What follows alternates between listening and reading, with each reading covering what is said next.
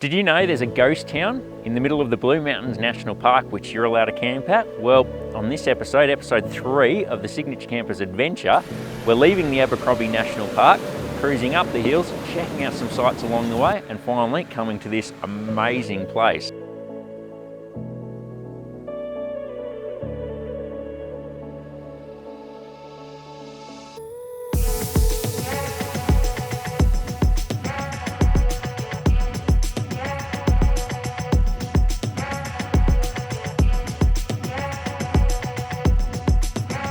So coming out of Abercrombie probably turned into the hardest bit of driving that we've done on this trip for an area that we weren't expecting it to be hard, which I guess just goes to show the nature of touring, expect the unexpected.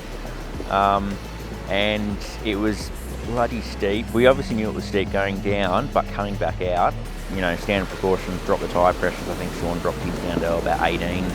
The Land Cruiser was down to, you know, probably about 20, maybe 25.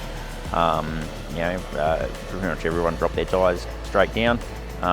Just that little bit of extra traction, cars and campers. And yeah, the nav needed a little bit of momentum. The Cruiser was just using all the torque it had.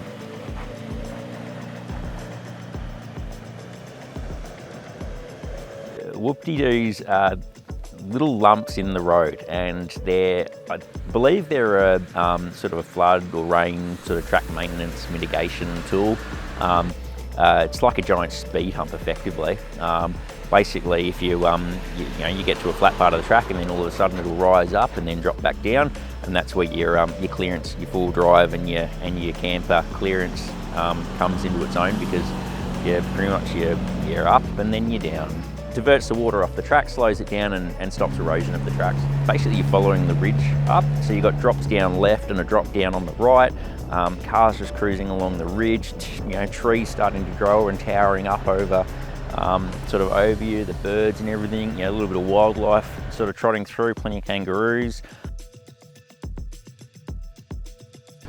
So as we were cruising along the Oberon Coolong Historic Stock Route, so we came across the Wrong Campground, and it was sort of edging on 11:30. Pretty much everyone was feeling a bit peckish, so we thought, perfect chance to stop in and have some lunch. And what was cool actually about stopping there was that we just, there's all these walking tracks everywhere, there's maps, there's things about mountain biking, there's this old stone-built hut there. So it didn't look like much from the road, but dropping in there would have been perfect place to, it wasn't camper trailer camping, it was definitely tent or swag camping, just because they'd boarded off, barriered off the campsite. But yeah, we ripped the kitchen out, induction cooker out, heated up some pork. Thought it would cook up a bit of some warm wraps for lunch. So all I do is grab a little induction cooker out. I think it was about $100 from Kmart. Means I don't have to pull the gas cooker or anything out like that. Got some primo pulled pork and some tender pork roast. Just going to throw it on this, heat it up, throw it in some wraps, get some melted cheese, and it's roadside cook up done. So driving the Coolong stock route was really cool. Driving through this rainforesty areas, you've got the rocky outcrops, and then you'll just come over a ridge line and the road just disappears. Pretty easy drive, to be honest. You could probably do it in two-wheel drive, especially in the dry.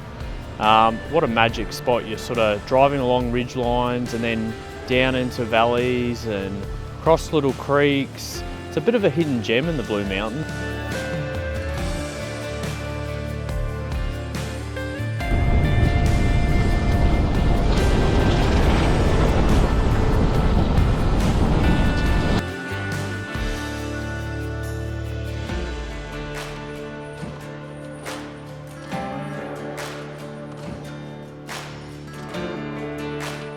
When we were planning this trip, I kept talking about Yerranderie, and everyone kept looking at me with blank eyes because no one had ever heard of the place. And I think it must be a bit of a common thing that no one actually knows there's this historic ghost town in the middle of the Blue Mountains. I don't know if it's because people think it's hard to get to, or it's a bit of a drive around because Warragamba Dam's now in the way. But it's a legit ghost town, historic ghost town. You can come and camp in the town. So it's, a pretty cool experience. Yeah, we came in, and I think it was everyone was pretty pumped when they actually saw the town, and it's this genuine. It's something you'd probably only almost see in a movie set or whatnot these days. It's amazing how good colorbond is. 1860s this is. Still looks new. Known back in the day for silver and lead mining, prior to World War I it actually had a population of over 2,000 people. The war hit, and for obvious reasons a large part of that population left the town. What happened further was, in the 50s, the Sydney Water Board actually built Warragamba Dam. The dam cut access from Camden and essentially the Sydney area, which made access to Yerranderie extremely difficult, and the only way to get there was either through Goulburn or Oberon. In 1947, the entire town was actually sold to a family who, for decades, actually ran the town and slowly reinvigorated it as basically a historic town, rebuilding the buildings and the historic artefacts within the area. I mean, I'm no architect, but you normally wouldn't have a door there.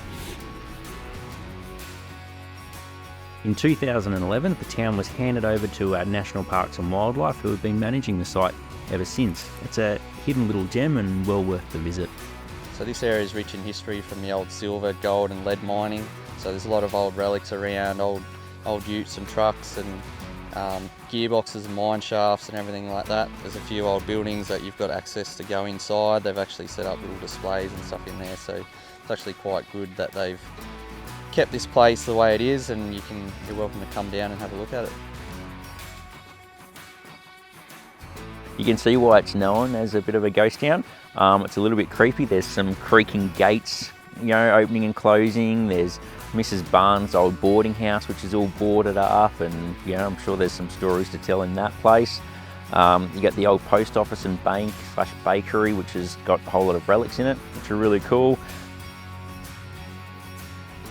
Not much left. When you consider at its prime, there were over 2,000 people living here, and there's I think there's about 5 buildings left standing, or 6 buildings left standing. It's amazing that we've got this part of history still upright.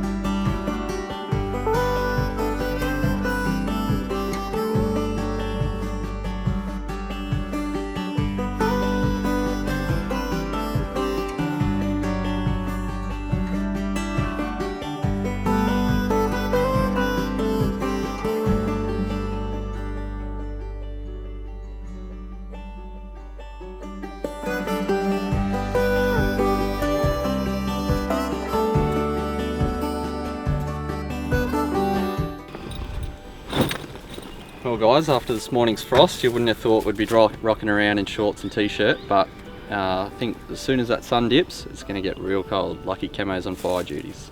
You won't even be over that revving fire anyway. We've always set our cars up because we need to be able to be contactable out in the bush, and whether it's using a satellite phone, another piece of communication equipment, cell fire, we've always been able to be out contactable when we've been out. Whether it's crossing the Simpson Desert, cruising up to Cape York, or even just out in the Blue Mountains like we are now. This here is a Starlink. We've only just got our hands on it, and it's a brilliant piece of equipment. Basically, it's using satellites up there to allow us to use satellite internet to do the work that we need to do while we're out on the road, keep in contact with the office, and probably more importantly, keep in touch with family and friends. So I've been really impressed with this. We've been using the inverter. It's drawing all of about 4 or 5 amps an hour, which is brilliant. Quick to set up, it just lives in that little box there, and while we've been out on the road and basically living off the grid, we can still be on the grid when we need to.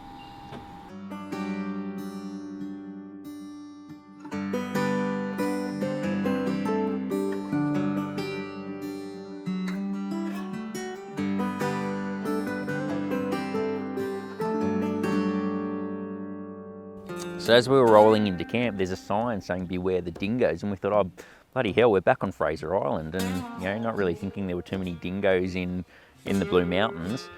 And so we thought nothing of it, thought it might have been a bit of a gag, and we're sitting around camp and turned around and there's a bloody dingo behind the camper trailer. What on earth is going on here? So we're going yowie hunting. There's been a few recorded sightings of yowies in the Blue Mountains region, particularly the Yerranderie area. And well, what's a yowie? Well, Google it, because a yowie is essentially half Bigfoot, half man, sort of hairy monster sort of thing. It's like a mini Bigfoot, isn't it? I'm very keen to find out. So it's sort of been a bit of an ambition of ours, and from the moment we started planning this trip is we wanted to go and find some yowies. It's got to be resolved. We've got to find one. Yep. So we'll get the team together, maps out, torches are on. Well, we've probably got just as much chance of catching a yowie with the Fraser Island map as Camo does catching a fish, so I think odds are not good then. The odds aren't good, but we'll have a crack anyway. Right. Well, I reckon it's this way. Let's go yowie. Let's go yowie hunting. Ah! Oh, Eddie! He's playing tricks on us. Eddie, come here, mate. We'll take Eddie yowie hunting. Rightio. Check out that dingo. Are they on the ground or in the sky? Oh, Kev. Yeah, what are you doing up there, mate? Bloody hell. Come on. Oh, better keep going. Here. Holy dude. Hey! There's another one over here. Kevs are running rampant. Yeah, okay. So far they've been breeding. we've got 3 Kevs and no yowies. And Eddie. And an Eddie. Don't forget about Eddie.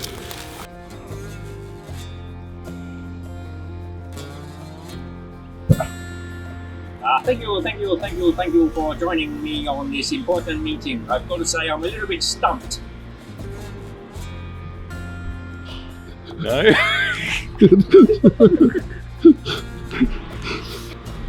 Oh, stuff's getting weird now. What now? Dust now? Might pull up. Unbelievable. Imagine if we're all sitting in the seats and the caretaker comes down, we're all holding little Kevs. It's going to think there's some bloody ritual going on. That's one surefire way to get people to leave you alone. Even the dingo is going to go.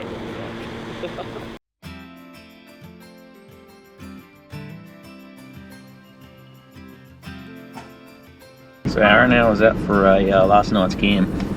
Yeah, it's pretty good there, seeing that rocky outcrop up above us.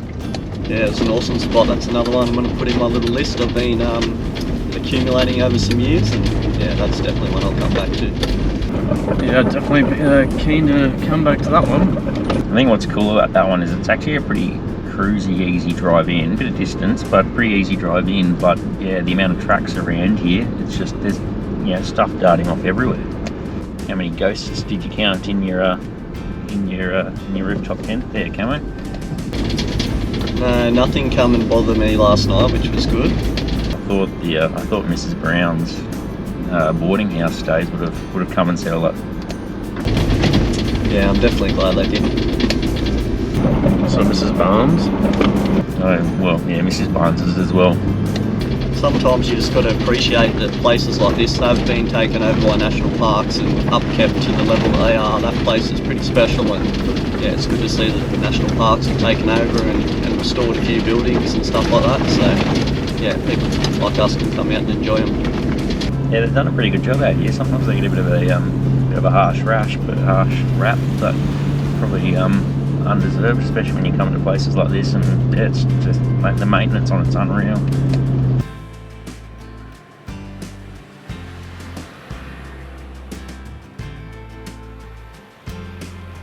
Blue Mountains isn't just about going off the beaten path. There's plenty of lookouts, and some are only a short walk through the beautiful national parks, tracks just like the Evans Lookout.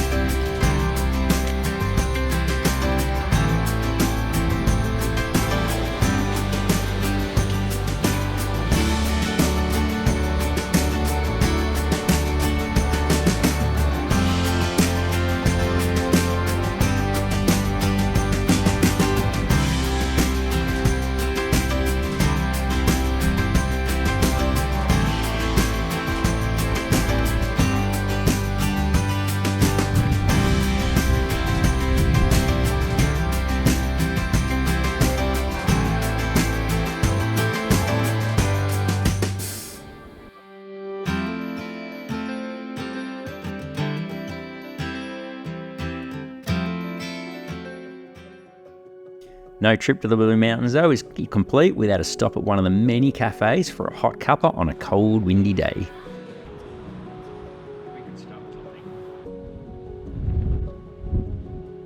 Well, how was that for an adventure for the third part in our Blue Mountains trip?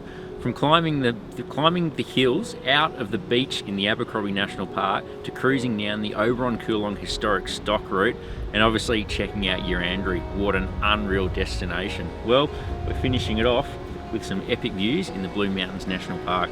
You cannot beat this.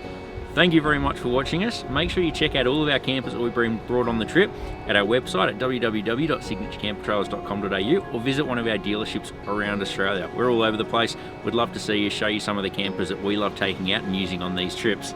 This has been an unreal trip. If you haven't seen our other adventures on either Fraser Island or the Victorian High Country or some of the other little things that we've been doing here and there, make sure you check out our YouTube channel, like, subscribe, Instagram, Facebook, all of that sort of stuff. So thank you very much for watching. I'm going to go and enjoy this view and enjoy this beautiful part of nature.